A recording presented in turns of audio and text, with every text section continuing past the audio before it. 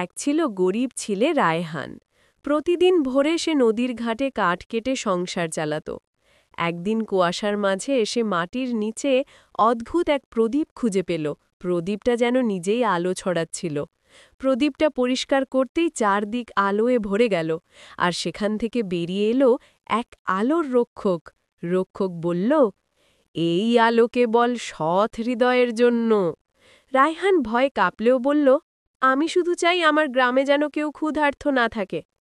হঠাৎই গ্রাম জুড়ে আশীর্বাদ ছড়িয়ে পড়ল। ভাঙা কুড়ে ঘর বদলে গেল সুন্দর ঘরে, আর খাবারে ভুলে গেল প্রতিটি ঘর। কিন্তু গ্রামের ধনী ব্যবসায়ীরা লোভে প্রদীপটা ছিনিয়ে নিতে এলো। যেই তারা প্রদীপ ধরল, আলো নিভে গেল, আর চারপাশ অন্ধকারে ডুবে গেল। আবার হাজির হলেন আলোর রক্ষক। তিনি বললেন, আলো কেবল তাদের জন্য যারা অন্যের মঙ্গল চায়। প্রদীপ আবার রায়হানের হাতে ফিরল। গ্রাম আলোয় ভরে উঠল, আর সবাই বুঝল সত্যিকারের ধন হল দয়া, সততা আর ভালোবাসা।